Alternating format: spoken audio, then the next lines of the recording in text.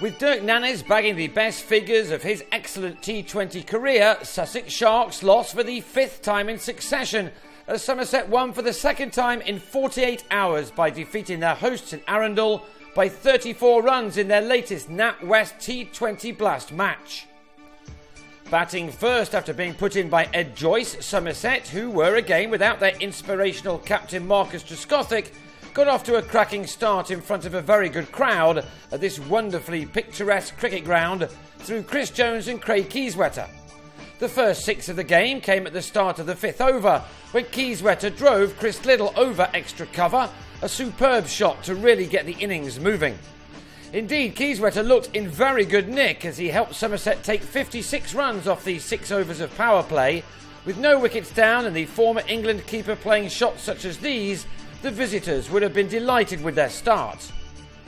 They lost Jones midway through over number 7 when, on 18, he scooped a drive out to Will Beer on the long-off boundary.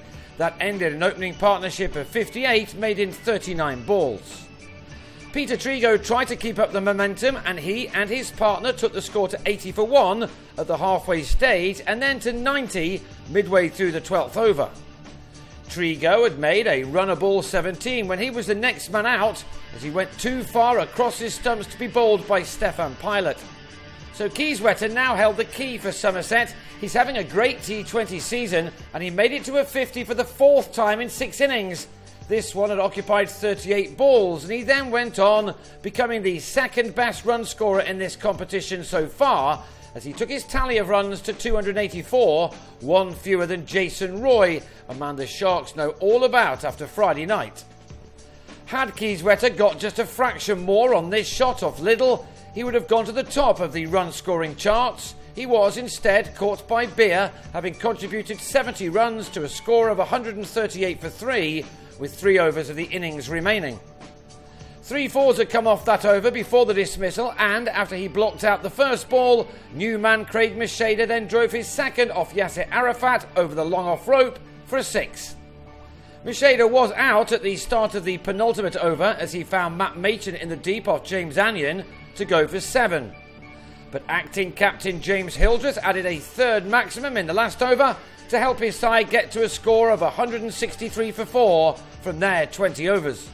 It looked to be a gettable target, even though the injury-ravaged Sharks are down on confidence in this competition at the moment.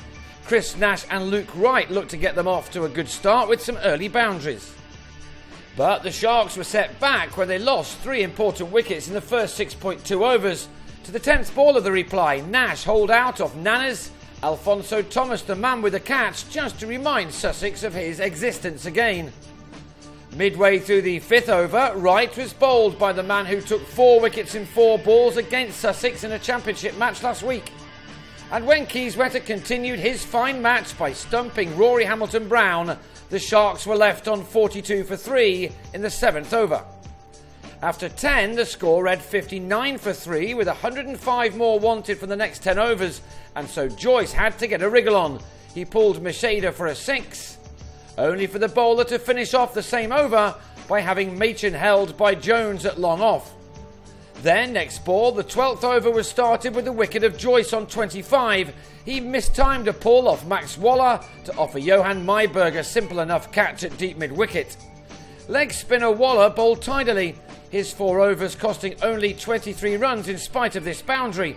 Macheda was also inexpensive, with only 26 runs coming off his 4 overs. The Sharks just couldn't find the firepower when it was needed, although Yasser Arafat tried his hardest. As did Ben Brown, who launched into Craig Overton with this big hit, which of course carried the distance to take the target down to 67 off 35 balls. Overton responded by bowling Brown, who dragged the ball on, and that left it to the lower order to try to get their side over the line. But 55 were wanted off the last 4 overs, and Beer and Yasser had no option but to try to hit everything. That inevitably led to a whole host of wickets falling to Nannes at the end. On 12, Beer clipped the Australian to Myburgh on the square leg boundary, and with an impossible 40 needed off the last over, Nannes struck 3 more times. Pilot pulled to Jones before the last 2 were out for Golden Ducks. Anion was York to what turned out to be the penultimate delivery of the match, before Liddell was also bold to give Nannes the best figures of his T20 career of 5 for 31 from 3.5 overs. It was his second fifer in his 195th match in this form of the game. He's now taken 12 wickets in this competition this year, with only Chris Russell having more at Worcestershire. The Sharks were all out with a ball to spare for 129, Yasir top scoring with an unbeaten 36, and that meant a loss by 34 runs. Having won their first 2 games, they've now lost 5 in a row. For Somerset, this was a second successive win after a bad run themselves. They next head to the Keir Oval to take on Middlesex on Wednesday, while Sussex play again in this competition next Friday against Kent in Canterbury.